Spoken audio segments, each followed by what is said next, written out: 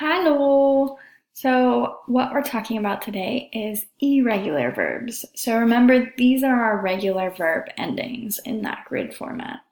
And I'm going to explain why this grid format is really helpful, and that is for the purposes of stem changing verbs. So we've got some irregular verbs in this unit, like fahren, sehen, lesen, essen. Those are called stem-changing verbs. We can also call them Oklahoma verbs, and I'll explain why in a moment. So stem-changing verbs, they follow three distinct patterns. Our first pattern is an A to an A umlaut. So this will happen in verbs like fahren or schlafen, for example. And when we have this verb fahren, you can kind of see we can draw the state of Oklahoma around our verb chart. And everything within Oklahoma is okay. So that can be conjugated regularly. Outside of Oklahoma, we have that stem change. So our stem changes occur in the du and in the as and s forms. And like I said, this pattern is A to A umlaut. So instead of du fahre or du fährst, it's du fährst.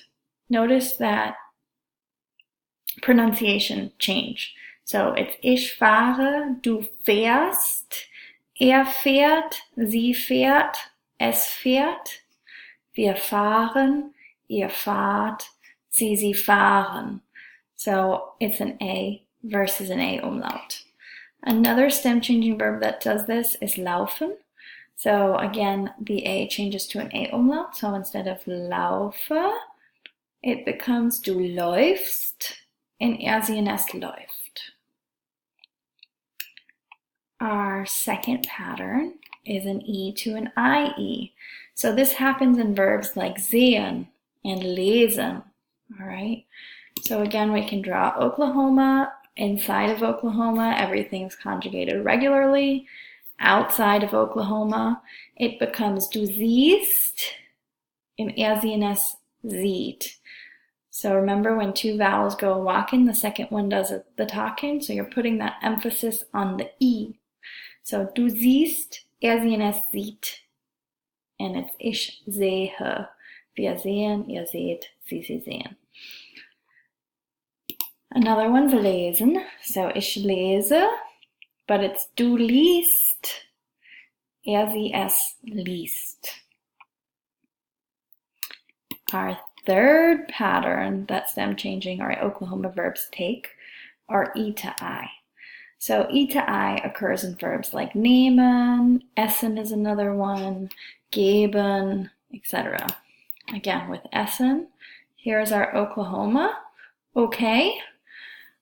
For ich, wir, ihr, and sie. But for du, it becomes du isst, er, sie, und es isst. So that E changes to an I. Sprechen is another one of those. So it's ich spreche, but it's du sprichst, and er, sie, und es spricht. So it's only a slight change. Our endings always stay the same with these stem changing or Oklahoma verbs, but those vowel stems changes happen in the du and in the as and s forms.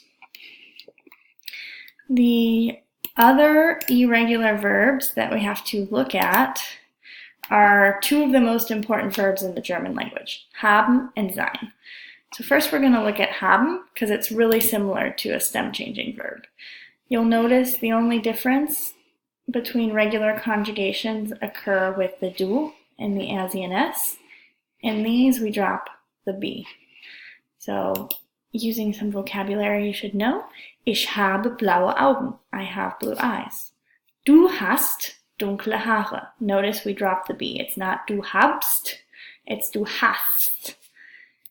Er hat rote Haare. He has red hair. Not er habt, er hat. Sie hat blondes Haar. She has blonde hair. Es hat 4 Stockwerke. It has 4 stories. Remember, er, sie, es, he, she, and it, all hat. Then it's wir haben Deutschunterricht, we have German class. Ihr habt Schule, y'all have school. Sie haben keine Zeit, so that's our formal you have no time. Or sie haben ein Fußballspiel, they have a soccer game. Bin. So conjugation of sein is completely irregular. All our rules go out the window, and we kind of just have to remember this.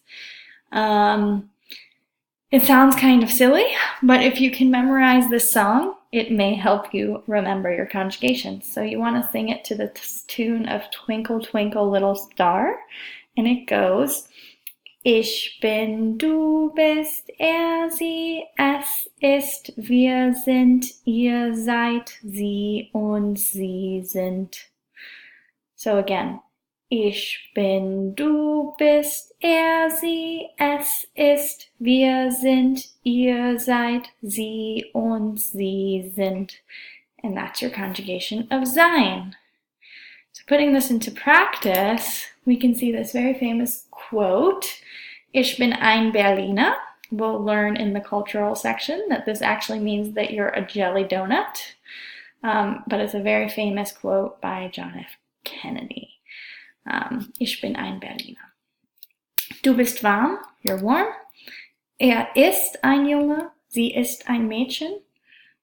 Es ist heute sonnig. Wir sind klug. Ihr seid Schüler. Sie sind Frau Norris. Sie sind am Spielen. And that is our conjugation of sein. So I want you guys to practice this just like we did in Unit 3 with the dice game. I made another little worksheet. You can always add more irregular verbs to it if you'd like. But this is just to start you off. It's really, really great to practice. So again, with our dice game, you're going to basically, you can go to the random, or if you have actual dice, you can roll them. Your first set will give you these pronouns. And then whatever your second dice roll is the verb you're conjugating. So if you get a 3 and a 6, you're going to conjugate fahren for sie and es. And you can write your results down here. All right, that's it for me. Auf Wiedersehen.